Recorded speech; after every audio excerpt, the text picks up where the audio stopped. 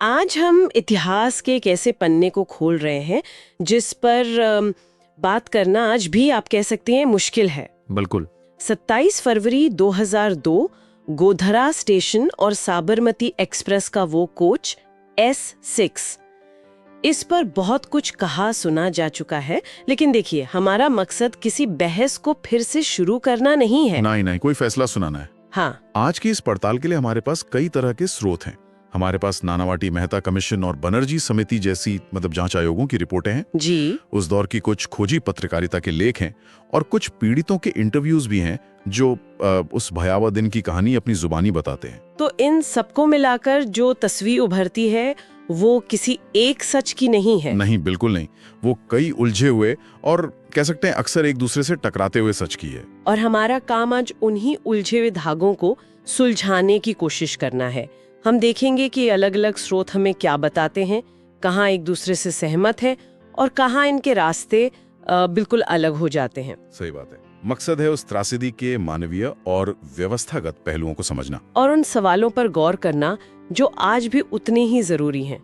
तो चलिए इस गहरी पड़ताल को शुरू करते हैं। तो शुरुआत करते हैं उस सुबह से।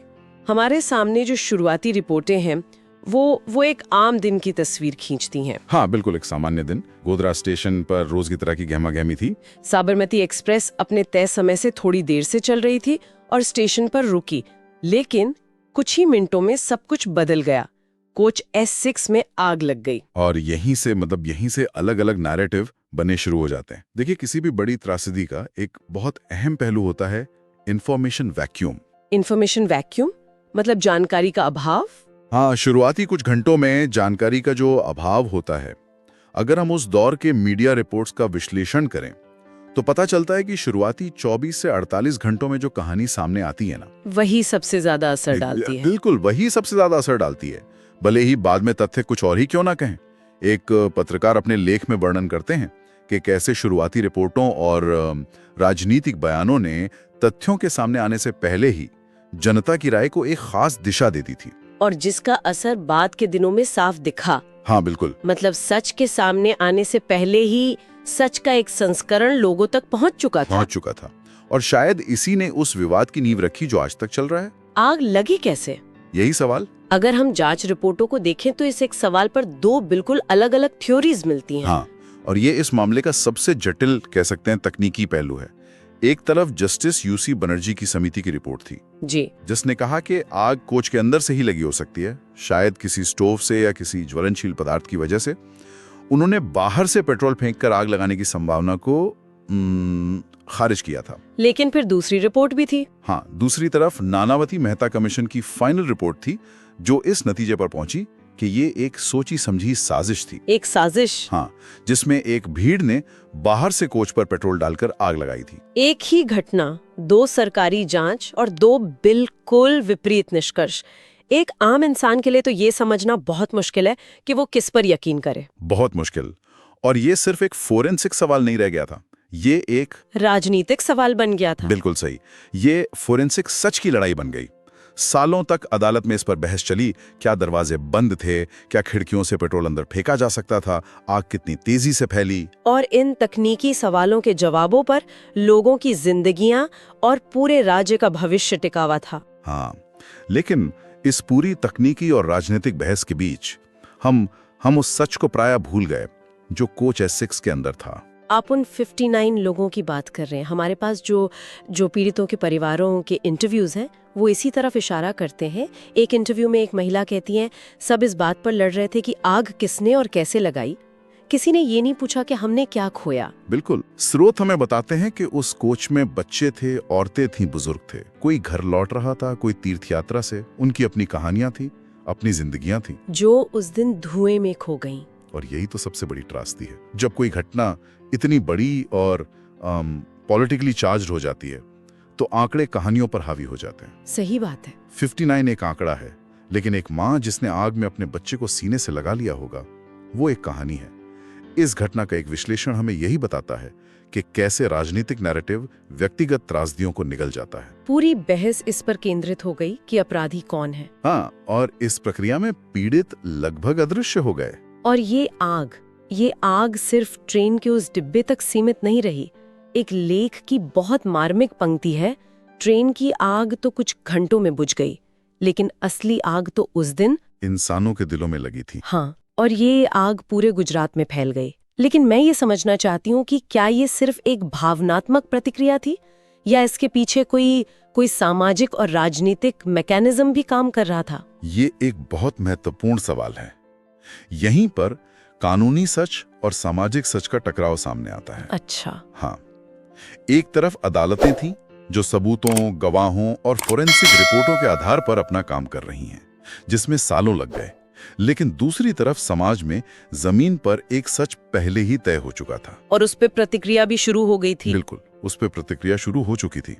उस दौर की कई रिपोर्टें बताती हैं कि कैसे अफवाहों और भड़काऊ बयानों ने एक चिंगारी को दावानल में बदल दिया है, वो भी इसी ओर इशारा करती हैं। उनमें इस्तेमाल की गई भाषा, हेडलाइंस, वो सब एक खास नैरेटिव को मजबूत कर रही थीं। जी। एक रिपोर्टर अपने लेख में लिखता है, जिस पड़ोसी के साथ कल तक चाय पी थी, आज उसी के घर के सामने मशाल लेकर खड़ी भीड़ में उसका चेहरा ढूंढना पड़ रहा था। ये सामाजिक ताने बाने की टूटने की जो बात है, वो सिर्फ एक भावना नहीं थी, वो एक जमीनी हकीकत बन गई थी। बिल्कुल, और ये टूटना अचानक नहीं हुआ। समाजशास्त्रीय विश्लेषण हमें बताते हैं कि ऐसी घटनाएं समाज में पहले से मौजूद दरारों को उजागर कर देती हैं और उन्हें और चौड़ा कर देती हैं। हाँ, भरोसा एक दिन में खत्म नहीं होता। गोधरा की घटना उस भरोसे के ताबूत में, कह सकते हैं, आखिरी कील जैसी थी। इसके बाद जो हुआ वो बदला लेने के नाम पर एक ऐसा चक्र था जिसमें सबसे ज्यादा वो लोग पिसे जिनका न गोधरा की घटना से कोई लेना देना था, न ही उसके बाद की राजनीति से। इसी से जुड़ा एक सवाल नानावटी कमीशन की रिपोर्ट में उठाया गया है। रिपोर्ट में पूछा गया है, किसी ने कहा बदला, किसी ने कहा सजा, लेकिन सजा हमेशा मासूमों को ही क्यों मिलती है? बहुत बड़ा सवाल है। रिपोर्ट आगे औरतों और बच्चों पर हुई हिंसा का विस्तार से जिक्र करती है। ये सवाल आज भी उतना ही प्रासंगिक है। प्रासंगिक इसलिए है क्योंकि हिंसा के किसी भी चक्र में सबसे आसान निशाना वही होते हैं जो सबसे कमजोर होते हैं। बदला और सजा, ये शब्द सुनने में बहुत बड़े और अमूर्त लगते हैं। हाँ, एब्स्ट्रैक्ट। लेकिन उनका असर बहुत ठोस और व्यक्तिगत होता है। वो किसी का घर जलाते हैं, किसी का परिवार छीन लेते हैं। हाँ। स्रोत हमें उन चेहरों को देखने के लिए कहते हैं जिन्हें अक्सर हिंसा की बड़ी कहानी में भुला दिया जाता है। ये बदला और सजा जैसे शब्दों के पीछे छिपी क्रूर सच्चाई को सामने लाता है। बिल्कुल, कि ये अंत में इंसानियत ही हारती है। आगे बढ़ते हैं। घटना के बाद के सालों पर अदालती प्रक्रिया बहुत लंबी चली। कई गिरफ्तारियां हुई, ट्रायल हुए। जैसा कि एक कानूनी विश्लेषण में बताया गया है, फाइलें चली, अदालतों में साल बीते, कुछ को सजा मिली, कुछ बरी हुए। एक लंबी प्रक्रिया। हाँ, अदालतों ने अपना काम किया, लेकिन क्या इससे वाकई न्याय मिला? हमारे स्रोत इस पर अलग अलग राय रखते हैं। और यही हमें न्याय के दो अलग अलग विचारों को समझना होगा। एक है रेट्रिब्यूटिव जस्टिस, यानी दंडात्मक न्याय। दंडात्मक न्याय, हाँ, जिसका मकसद अपराधी को सजा देना होता है। इस मामले में कुछ लोगों को सजा हुई, कुछ को उम्र कैद, कुछ को फांसी भी सुनाई गई जो बाद में उम्र कैद में बदली। तो कानूनी नजरिए से देखें तो एक प्रक्रिया पूरी हुई, ठीक है। लेकिन न्याय का एक दूसरा पहलू भी है, रिस्टोरेटिव जस्टिस, यानी सुधारक न्याय। सुधारक न्याय, इसका क्या मतलब हुआ? इसका मतलब है, इसका मकसद समाज में हुए नुकसान की भरपाई करना और टूटे हुए भरोसे को फिर से जोड़ना होता है। और शायद यहीं पर हम असफल रहे। एक पत्रकार अपने लेख के अंत में लिखते हैं, लेकिन जो जल गया वो भरोसा आज तक वापस नहीं आया। बस यही बात है। ये एक लाइन शायद पूरी स्थिति का सार है। कानून अपराधी को सजा दे सकता है, लेकिन दो समुदायों के बीच टूटे हुए भरोसे को कैसे जोड़ेगा? ये लगभग नामुमकिन काम है, खासकर तब जब घटना की याद को भी अलग अलग तरीके से जिंदा रखा जाए। मतलब गोधरा आज सिर्फ एक घटना नहीं है, ये एक कंटेस्टेड मेमोरी है। एक ऐसी याद जिस पर सबका एकाधिकार नहीं है। अच्छा। एक पक्ष इसे एक बर्बर आतंकी हमले के रूप में याद करता है, तो दूसरा पक्ष इसे एक ऐसी चिंगारी के रूप में देखता है जिसके कारण उनके समुदाय को भयानक हिंसा का सामना करना पड़ा। जब तक ये दो अलग अलग यादें मौजूद हैं, तब तक उस भरोसे का वापस आना बहुत मुश्किल है। बहुत मुश्किल है। एक स्रोत इस स्थिति के लिए एक आईने का प्रतीक इस्तेमाल करता है। वो कहता है कि गोधरा एक ऐसा आईना था जिसमें हमने अपने समाज का सबसे डरावना चेहरा देखा। मैं ये समझना चाहती हूँ कि जब वो इसे समाज का आईना कहता है, तो क्या वो सिर्फ उस वक्त के समाज की बात कर रहा है या ये आईना आज भी हमारे सामने है? मेरे ख्याल से ये आईना आज भी हमारे सामने है। आईना झूठ नहीं बोलता।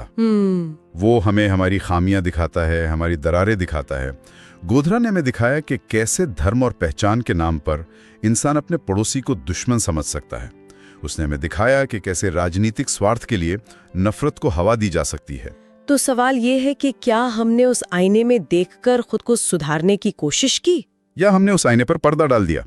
तो इन सारे स्रोतों को देखने के बाद, जांच रिपोर्टों को, लेखों को और व्यक्तिगत कहानियों को समझने के बाद, सबसे बड़ा सवाल यही है कि एक समाज के तौर पर हमने क्या सीखा।